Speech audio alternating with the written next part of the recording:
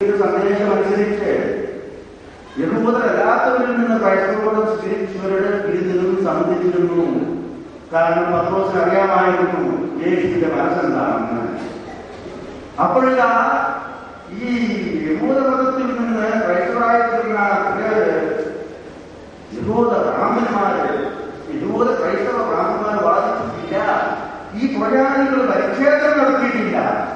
ആദ്യത്തെ 12 ശിഷ്യന്മാരിൽ പെടാത്തവരിൽ പൗലോസ് യേശുവിനെ ഒരിക്കൽ പോലും അദ്ദേഹം കണ്ടിട്ടില്ല. ദമാസ്കസിൽ വെച്ച് യേശുവിനെ കണ്ടതായി യേശുവിനെ അദ്ദേഹം അനുഭവിച്ചു. അതിന് വെളിച്ചത്തിൽ അദ്ദേഹം യേശുവിനെ മനസ്സിലാക്കി, നന്നായിട്ട് മനസ്സിലാക്കി. പൗലോസ് വന്ന് ആദ്യത്തെ മാതാവായ പത്രോസിന്റെ മുഖത്ത് നോക്കി കലാത്യാക്കാർക്ക് ലേഖനം 2-ാം അധ്യായത്തിൽ വായിച്ചു നോക്കണം. ഈ വിചാരിയെ ഒഴിവാക്കുന്നത് ആദ്യത്തെ മാതാവായ നോക്കണം. പക്ഷേ പത്രോസ് സത്യസന്ധനായിരുന്നു, ആത്മാർത്ഥതയുള്ളവനായിരുന്നു, വിനയമുള്ളവനായിരുന്നു. പൗലോസിന്റെ വാക്ക് കേട്ട് വിനയത്തോടെ അദ്ദേഹം ഗ്രീക്കുകാരും തമ്മിലുള്ള വ്യത്യാസമില്ല, കർത്താവായ യേശുവിലെ ആരും സ്വതന്ത്രനും തമ്മിൽ വ്യത്യാസമില്ല, കർത്താവായ യേശുവിലെ സ്ത്രീയും പുരുഷനും തമ്മിൽ വ്യത്യാസമില്ല. പ്രിയപ്പെട്ടവരെ, ഈ കാര്യം തന്നെയാണ്, അതായത് യേശുവിന്റെ സഭയിൽ യാതൊരു വ്യത്യാസമില്ല എന്ന് വലിയ സത്യം തന്നെയാണ്. ദേവരാജ്യവും സ്വർഗരാജ്യവും സുഖായശേഷത്തിൽ ദേവരാജ്യത്തിൽ നമ്മൾ വായിക്കുന്നില്ല. എന്താണ്? ആത്മസഭയിൽ ഒരു പര്യായമായിരുന്നു ഈ ദേവരാജ്യം. അപ്പൊ ദൈവത്തിന്റെ ദാസൻ ഇസ്രായേൽ സമുദായത്തിന്റെ ഒരു പര്യായ പദമുണ്ടായിരുന്നു. അപ്പോൾ ആ ആത്മസഭയെ കുറിച്ചാണ് പറയുന്നത്. പലപോലെയാണ് ദൈവരാജ്യം എന്ന് പറഞ്ഞാൽ എല്ലാ തരത്തിലുള്ള മത്സരങ്ങളും പറഞ്ഞാൽ യഹൂദരും ജാതികളും സർവ്വജാതികളും കണ്ടുവരെ സ്വീകരിക്കുന്ന ഒരു സമൂഹം എന്ന് മാത്രം. അതിനപ്പുറത്ത് വേറെ അർത്ഥമതില്ല. ഒരു സംശയവും വേണ്ട കേട്ടോ. ആർക്കും സംശയം ഉണ്ടെങ്കിലും വിശ്വസിക്കുന്ന പണ്ഡിതരോട് വരാൻ പറയും. എല്ലാ തരത്തിലും പെട്ട പക്ഷികൾക്ക് ആകാശത്തിൽ എല്ലാ തരം പടവുകളും പറഞ്ഞാൽ മുമ്പേ പറഞ്ഞതുപോലെ യഹൂദരും പ്രജാതികളുമായ സർവ്വർക്കും അഭയം നൽകുന്ന, സർവരെയും ശിവത്തോടെ സ്വീകരിക്കുന്ന ഒരു സമൂഹമാണ്, ഏക സമൂഹമാണ് ഞങ്ങളുടെ സമൂഹം. എന്നാൽ പ്രിയപ്പെട്ടവരെ, ഈ അത് ഏകമാണ്. ദൈവം പറഞ്ഞാൽ തലവൻ ഒരാളേ ഉള്ളൂ, നമ്മുടെ ഗുരു കർത്താവും രക്ഷകനുമായ ഈശോ മിശിഹാ. ശിരസായ യേശുവിന്റെ കീഴിൽ ഒന്നിച്ച് ചേർത്തിരിക്കുന്ന ഒറ്റ സഭയാണ് സഭ. അതുകൊണ്ട് ശത്രുക്കൾ ഉൾപ്പെടെ സർവ്വമനുഷ്യരെയും സ്നേഹിക്കണമെന്നുള്ള ആ മഹനീയമായ കൽപ്പനയും ഉൾക്കൊള്ളുന്ന വിശുദ്ധ സമൂഹം, ആ നീതിയെ യേശു നൽകിയ ആ നീതിയെ സൂക്ഷിക്കുന്ന സമൂഹമാണ് യേശുവിന്റെ സഭ. ശുദ്ധാത്മാവിന്റെ ആലയം ആണ് സഭ. യേശുവിന്റെ വചനത്തിന്റെ ശക്തി കൂടിക്കൊള്ളുന്ന സഭ. അതാണ് പ്രേക്ഷിതം എന്ന് പറയുന്നത്. പ്രേക്ഷിതം എന്നത് സംസ്കൃതം. ശ്രീഹ എന്ന് പറയുന്നത്, ശ്രീഹ എന്ന് പറഞ്ഞാൽ അത് ബിരിയാണി, അപ്പസ്തോസ് പറഞ്ഞു കഴിഞ്ഞാൽ അത് ഗ്രീക്ക് ഇത്ര വ്യത്യാസമേ ഉള്ളൂ. അങ്ങനെ ബൈബിളിൽ ഉപയോഗിച്ചിരിക്കുന്ന വാക്ക് എന്താണെന്ന് അറിയാമോ? കാതോലിക്. പുതിയ നിയമം എഴുതിയിരിക്കുന്നത് ഗ്രീക്കിലാണെന്ന് നമുക്ക് അറിയാമല്ലോ.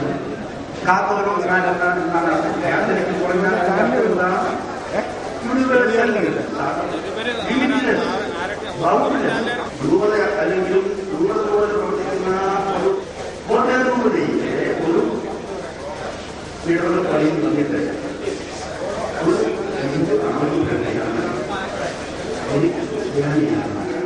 ഞാൻ അല്പം യാഥാസ്ഥിതികനാണ്. ഒന്നിന് കൂടുതൽ തവണ പറഞ്ഞു കേട്ടിട്ടുണ്ട്. ഇക്കാര്യത്തിൽ ഞാൻ അല്പം യാഥാസ്ഥിതികനാണ് എന്ന് പറഞ്ഞാൽ, യാഥാസ്ഥിതി എന്ന് പറഞ്ഞാൽ യഥാസ്ഥിതി. ഇപ്പോഴത്തെ സ്ഥിതി എങ്ങനെയോ അല്ലെങ്കിൽ ഇന്നുള്ള സ്ഥിതി എന്തോ ആ സ്ഥിതി തന്നെ തുടരണം എന്ന്. പക്ഷേ നമ്മുടെ സാധാരണ ഭാഷ പറഞ്ഞാൽ ഞാനൊക്കെ മൂരാക്ഷിയാണ് എന്നാണെങ്കിൽ യാഥാർത്ഥ്യത്തിന്റെ അർത്ഥം. ശരി, അർത്ഥവത്തായ കാര്യങ്ങള്, സനാതന മൂല്യമുള്ള കാര്യങ്ങള് മുറുകെ പിടിക്കണം, സമ്മതിച്ചു. നമ്മൾ അങ്ങനെയുള്ള കാര്യങ്ങളിൽ യാഥാസ്ഥിതികരായിരിക്കുന്ന നല്ല നല്ല ധാരാളം കാരണന്മാര് മാതാപിതാക്കള് ഇവിടെ ഇരിക്കുന്നവരുടെ ഇടയിലുണ്ടെന്ന് എനിക്കറിയാം. അപ്പോഴേ നമ്മുടെ കാരണന്മാർ ചിലര് പറഞ്ഞു കേട്ടില്ലേ, നിങ്ങൾക്ക് തന്നെ അറിയാം, ആധുനിക തരത്തിലുള്ള വീടുകളും പുസ്തകവും ബന്ധപ്പെട്ട് ഞാൻ പറമ്പിൽ പോയേ 2 തലമുറയുള്ളൂ. കാരണം എന്റെ പാരമ്പര്യം അതാണ്. കേട്ടിട്ടില്ല? ഈ നാട് എന്നുള്ള സിനിമ നിങ്ങൾ വെച്ചിട്ടുണ്ടോ? അതിലേക്ക് മോഹൻലാലും നെൽമണികളും കൂടി വിദേശത്ത് ചെന്ന് അവർക്ക് ശുചിത്വം കണ്ടപ്പോഴേ മിറ്റത്തിൽ നിന്ന് അവർ കുട്ടിയെ പിടിച്ച് വഴിയിൽ കൊണ്ടുപോയി ഹിന്ദിയിൽ പറയാമെങ്കിൽ 2 ദിവസമായിരുന്നു. ഇതാണ് ഈ പാരമ്പര്യ പ്രേമം. സഭ നിലനിൽക്കണം. എന്തിനു വേണ്ടിയിട്ട്? സാംസ്കാരിക സവിശേഷതയുടെ പേരിൽ ഈ ജ്ഞാനായ സഭ നിലനിൽക്കണം. ജ്ഞാനായ സഭയുടെ സ്വന്തമായ ആചാരാനുഷ്ഠാനങ്ങൾ എന്താണ്,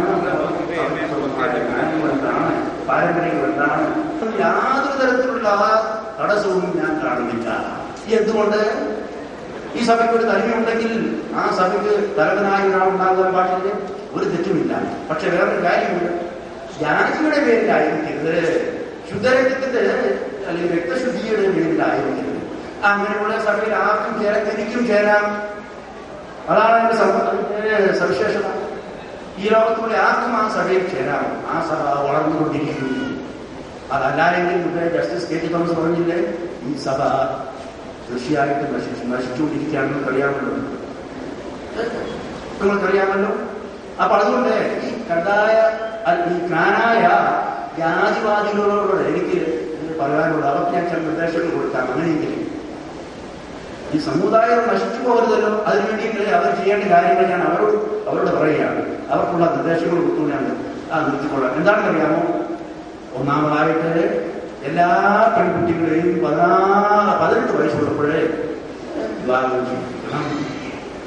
19-ാം വയസ്സിൽ ഒരു കുട്ടി ഉണ്ടാകുമല്ലോ, വർഷത്തിൽ ഒരു കുട്ടി വീതം. അങ്ങനെ ഓരോ കുട്ടി ജനിച്ചാൽ ഒരു 45 വയസ്സാകുമ്പോഴത്തേക്ക് 36 കുട്ടികൾ ഓരോ വീട്ടിലുണ്ടായിരുന്നു. അപ്പോഴേ രണ്ടാമത്തെ നിർദ്ദേശം, ഇവർക്ക് യേശുവിന്റെ സന്ദേശത്തെക്കാൾ പ്രധാന സമുദായമല്ലേ നോക്കുക, സഭയേക്കാൾ വല്ല സമുദായമല്ലേ. അങ്ങനെയൊക്കെ ഒരു കാര്യം ചെയ്യണം. പ്രിയപ്പെട്ടവരെ, സിസ്റ്ററെ, അങ്ങനെയൊക്കെ ഒരു കാര്യം ചെയ്യണം. ഈ കത്തോലിക് കോട്ടയ രൂപതയില് പല സന്യാസി സഭകളില്ലേ. ഈ സന്യാസത്തെക്കാൾ പ്രധാനപ്പെട്ട സമുദായമല്ലേ, ശുദ്ധമായ സമുദായമല്ലേ, രക്തശുദ്ധിയുള്ള സമുദായമല്ലേ. എങ്കിലേ ഈ സന്യാസി സഭകളെല്ലാം നിർത്തൽ ചെയ്തിട്ട് സന്യാസികളോട് ഈ സഭയുടെ തലവന്മാര് കൽപ്പിക്കണം, നിങ്ങൾ വിവാഹം ചെയ്ത് ജ്ഞാനായ സഭയ്ക്ക് വേണ്ടിയിട്ട് മക്കളെ ഇരിക്കുകയാണ്. രണ്ടാമത്തെ നിർദ്ദേശം. മൂന്നാമത്തെ നിർദ്ദേശം നമുക്കറിയാം, ഇന്ന് ഇൻവൈറ്റ് ഫെർട്ടിലൈസേഷന്റെ കാലമാണ്. എന്ന് പറഞ്ഞാൽ ടെസ്റ്റ് ശിശുക്കളെ ജനിപ്പിക്കാൻ സാധിക്കും. സാധാരണ പ്രസവത്തിൽ 1, 2, 3 വല്ല കാലത്തുമൊക്കെ ഉണ്ടാകും. എന്നാലേ കിട്ടെ.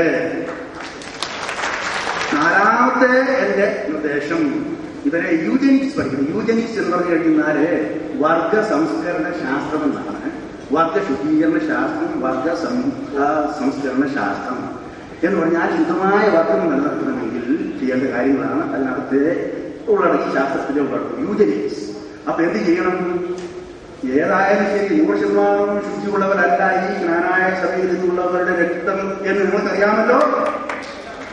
ഞാൻ പറഞ്ഞ കാര്യമില്ല. അങ്ങനെയെങ്കിലേ അങ്ങനെയുള്ളവരെ മുഴുവനും ഒഴിവാക്കണം. അവരെ കൊല്ലാൻ ഇവർക്ക് സാധിക്കില്ല. കാരണം ഇന്ത്യ ഒരു ജനാധിപത്യ രാജ്യമാണ്. ഇന്ത്യയിലെ പൗരന്മാരാണ്.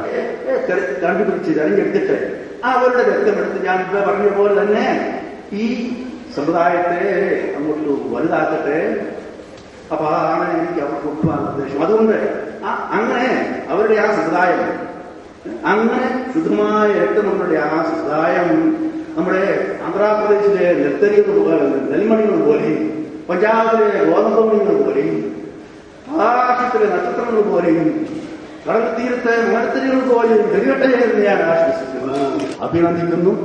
ഞാനിവിടെ നിങ്ങളോട് പറഞ്ഞ കാര്യങ്ങൾ എന്റെ നല്ല സുഹൃത്തായ മൂലക്കാട്ട് പിതാവ് ഉൾപ്പെടെ ഈ കോട്ടയം രൂപതയിലെ ഒന്ന് പറഞ്ഞുകൊടുത്ത സർവരോടും പറയുവാൻ എനിക്ക് ധൈര്യമുണ്ടെന്നും ഞാൻ നിങ്ങളോട് തുറന്നു പറയുന്നു. കാരണം അവരാരും പറയില്ല ഞാൻ കോട്ടയം രൂപതയുടെ ശത്രുവാണ്. കാരണം പറയാം, 1977 മാർച്ച് മാസത്തിൽ ഞാൻ PhD പഠനത്തിന് വേണ്ടിയിട്ട് ജർമ്മനിയിൽ ചെന്നപ്പോൾ എന്റെ ചുറ്റും ഉണ്ടായിരുന്നവർ മുഴുവനും കോട്ടയം രൂപതക്കാരാണ്. എന്റെ ഒറ്റ സുഹൃത്ത്, അപ്പൊ ഇന്ന് വരെയും ഇത്രയും വർഷത്തിൽ എന്റെ ഒറ്റ സുഹൃത്തുക്കൾ മുഴുവനും കോട്ടയം രൂപതക്കാരാണ്. അന്ന് അവരുടെ എത്രയോ പിള്ളേരെ ഞാൻ മാമൂദൂസ മുക്കി. അന്ന് ഞാൻ മാമൂദൂസ മുക്കിയ കുട്ടികളുടെ വിഭാഗത്തിൽ നിന്ന് സംബന്ധിച്ചുകൊണ്ടിരിക്കുകയാണ്. കഴിഞ്ഞ വർഷവും കഴിഞ്ഞ മുന്നത്തെ വർഷമൊക്കെ ഉണ്ടായിരുന്നു. അവരോട് നിങ്ങൾ ചോദിക്കുക. പക്ഷേ അവരുടെ അതിഥിയായി ഞാൻ എത്തി അവരുടെ സ്നേഹവും സൽക്കാരവും സ്വീകരിച്ചുകൊണ്ടിരുന്നപ്പോഴും ഞാൻ പറയും, അതുപോലെ രഹസ്യമായിട്ടും പരസ്യമായിട്ടും ഞാൻ പറയും, ഔപചാരികമായിട്ടും അനൗപചാരികമായിട്ടും ഞാൻ അവരോട് പറയും, പ്രിയപ്പെട്ടവരെ, മനുഷ്യരുടെ മുഖത്ത് നോക്കി നിങ്ങൾ പറയരുതേ, ഞങ്ങളുടെ രക്തശുദ്ധിയാണ് ഞങ്ങളുടെ മഹാത്മ്യത്തിന്റെ അടിസ്ഥാനമെന്ന്. അതുകൊണ്ട് ഇക്കാര്യം എന്റെ അവസാനത്തെ ശ്വാസം വരെ എവിടെയും പറയുവാൻ എനിക്ക് യാതൊരു തരത്തിലുള്ള മടിയുമില്ല. കാരണം നമ്മളെല്ലാവരും ഗുരുവും കർത്താവും രക്ഷകനെന്ന് വിളിക്കുന്ന യേശുക്രിസ്തു കർത്താവായ യേശുവിന്റെ മുമ്പിൽ നിന്ന് ആണ് ഞാൻ സംസാരിക്കുന്നത്. അല്ലാതെ ആരുടെയും കയ്യടി വാങ്ങുവാൻ വേണ്ടിയിട്ടല്ല. അതുകൊണ്ട് പ്രിയപ്പെട്ടവരെ, നിങ്ങളുടെ ഈ സദസ്സിലേക്ക് എന്നെ ക്ഷണിച്ച ഭാരവാഹികളെ ഞാൻ ഹൃദയപൂർവ്വം നന്ദി പറയുന്നു. നിങ്ങളെ എല്ലാവരെയും വീണ്ടും ആയിരം തവണ അഭിനന്ദിച്ചുകൊണ്ട് എന്റെ വാക്കുകളെ ഞാൻ നിർവഹിക്കുന്നു.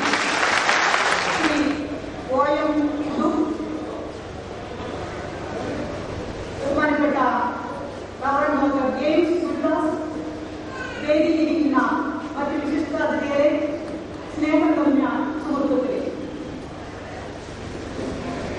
ആദ്യമായി തന്നെ ഇങ്ങനെയൊരു പ്രതിനിധി സമ്മേളനത്തിന് ഒരു സ്ത്രീ പ്രാതിനിധ്യം വേണമെന്ന് നിർബന്ധം പിടിക്കുകയും അങ്ങനെ ഒരു സ്ത്രീ സാന്നിധ്യങ്ങളെ ഉറപ്പാക്കുവാൻ ആഗ്രഹിക്കുകയും ചെയ്ത ഇതിന്റെ സംഘാടകരെ ആദ്യമായി തന്നെ ഞാൻ അഭിനന്ദിക്കുകയാണ്.